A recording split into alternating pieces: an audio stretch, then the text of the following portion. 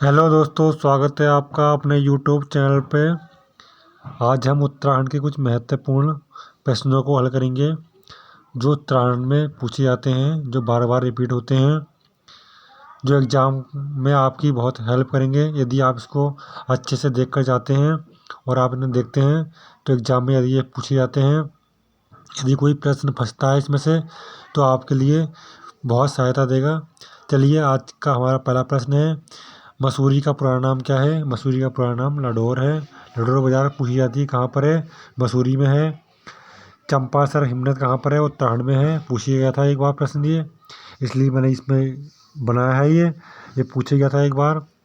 अगला प्रश्न है, टेरी नरेश प्रताप शाह ने गंगोत्री मंदिर का जीर्णोद्धार करवाया किसने? कब करवाया था? 1929 में करवाया था। किसने कराया था? प्रताप शाह ने करवाया था। आपको याद रखना है कौन से मंदिर थे। गंगोत्री मंदिर था।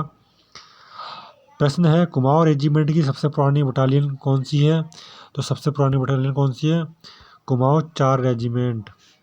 कौन सी? कुमाऊं 4। इसमें नोट करने वाली बात है, परमवीर चक्र विजेता सोमनाथ शर्मा का इसी बटालियन से संबंध था। किससे? कुमाऊं 4 रेजिमेंट से। अगला प्रश्न है, इसमें से कुल कुमाऊं रेजिमेंट में 18 बटालियन है। कितनी? 18 है। इसमें शैतान सिंह ये कुमाऊं के 13वें रेजिमेंट के बटालियन में संबंधित थे या संबंध था इनका। कौन सी बटालियन से? 13वीं रेजिमेंट बटालियन से। अगला प्रश्न है, कुमाऊं रेजिमेंट में अब तक कुल कितने सेनाध्यक्ष मिल चुके हैं? 3 मिल चुके हैं अब तक उत्तराखंड से। ठीक है, कुमाऊं रेजिमेंट के कौन कौन से हैं? यह नागेश, श्री नागेश हैं, तिमैया है, रैना, टीएम रैना है। ठीक है, आपको K S. Thimayya, T N. Raina, S M. Nagesh का जी का नाम याद रखना है। अगला प्रश्न है, गढ़वाल रेजिमेंट में बटालियन की संख्या कितनी है? 19 बटालियन है। कितनी? 19। अगला प्रश्न है, कैंची धाम की स्थापना किसने की थी? तो किसने की थी? नीम करोली महाराज ने की थी। किसने? नीम करोली महाराज ने की थी। कब? 1964 में की थी।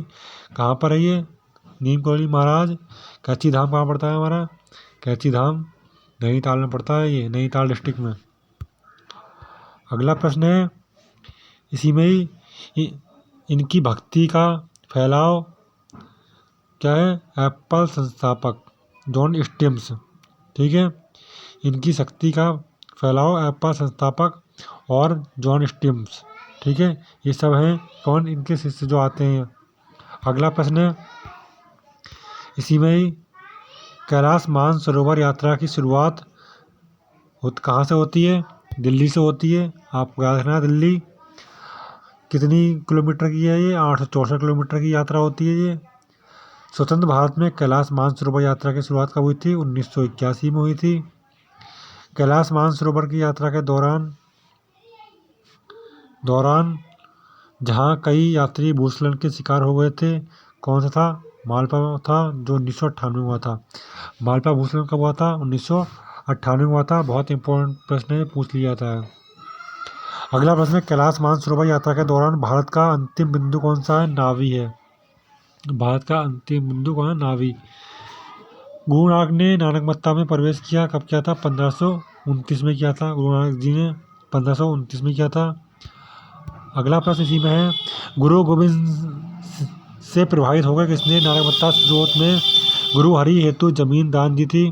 तो अवध के राजकुमार नवाब मेहदी अली खान ने दी थी। ठीक है, अवध के नवाब गुरु मेहदी अली खान ने दी थी। आपको याद रखना है। कहाँ के नवाब थे? जो गुरुद्वारा बनाने के लिए भूमि दान किसने दी थी गुरु गोविंद सिंह को? अवध के राजकुमार नवाब मेहदी अली खान। अगला प्रश्न है, नैनीताल राजभवन स्थापित हुआ कब हुआ था? नैनीताल 1897 से 1900 के बीच में। ठीक है, राजभवन।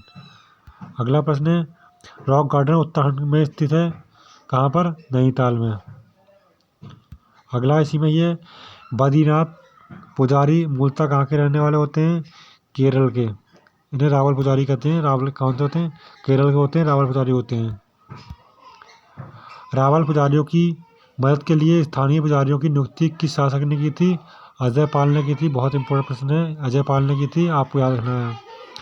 अगला प्रश्न है मसूरी को किसने वहाँ स्थानीय जमींदार से खरीदा था? तो किसने खरीदा था? यार्सी ने। कब?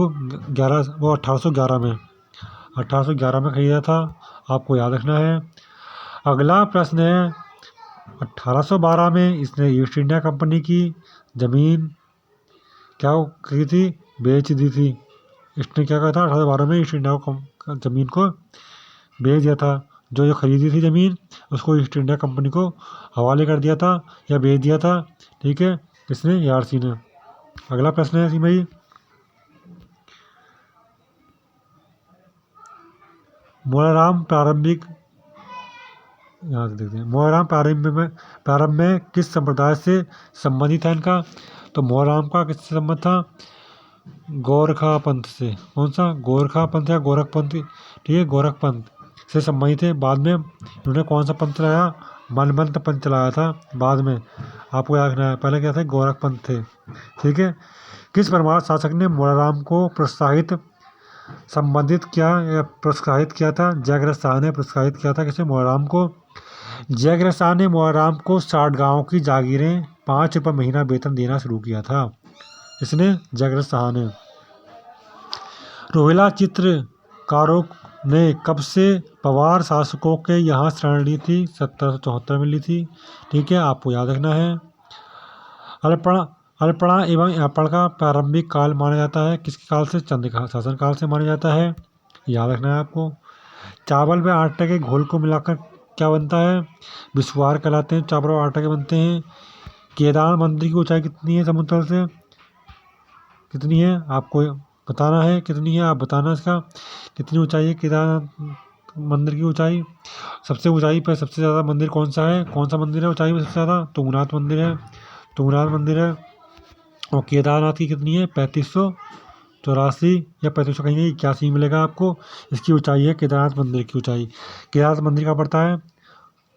रुद्रप्रयाग जिले में। कहाँ? रुद्रप्रयाग में। केदारनाथ कहाँ पड़ता है? रुद्रप्रयाग में पड़ता है, आपको याद रखना है। चलिए अगला प्रश्न है, केदार मंदिर किस शैली में है? कत्तूरी शैली में है। कौन सी शैली में? कत्तूरी शैली में बना है।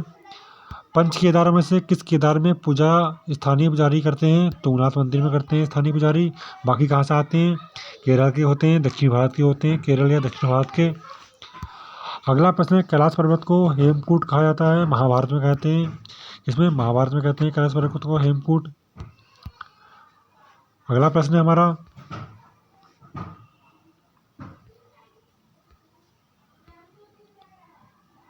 नेल पोखर का किला बनवाया था या बनवाया कहाँ पर बना है?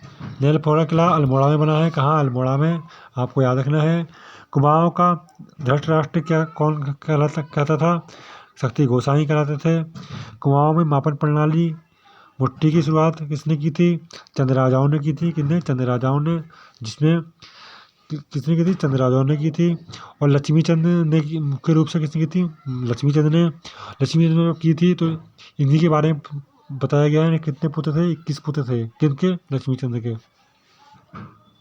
अगला प्रश्न है, जहांगीरनामा में, ठीक है, जहांगीरनामा में धनी बताया गया है किसे? किसे बताया गया है धनी जहांगीरनामा में? बाज बहादुर। ठीक है, बाज बहादुर का नाम आपको याद रखना है। जॉन ऑफ आर्क टिलिरोतोली थी, जॉन ऑफ आर्क और टिलिरोतोली की सहायक मतलब उसकी समकालीन थी, आपको याद रखना है। अगला प्रश्न है, राज्य गठन के पश्चात उत्तराखंड में उत्पादित होने वाली चाय ब्रांड का क्या नाम था? तो चाय ब्रांड थी कैथ उत्तराखंड। क्या? कैथ उत्तराखंड। आपको याद रखना है। अगला प्रश्न है, उत्तराखंड में चाय बोर्ड का मुख्यालय कहाँ है? चाय बोर्ड का मुख्यालय अल्मोड़ा में है। कहाँ पर? अल्मोड़ा में, आपको याद रखना। अगला प्रश्न है, नाली पसेरी 16 मुट्ठी, 1 BC 4 kg, 20 नाली 1 BC, शेर 1.5 kg, ये सब क्या है? नापने का वो है, आपको देख लेना इसको। और अगला प्रश्न है हमारा, उत्तराखंड स्थापत्य कला पर प्रकाश डालने वाली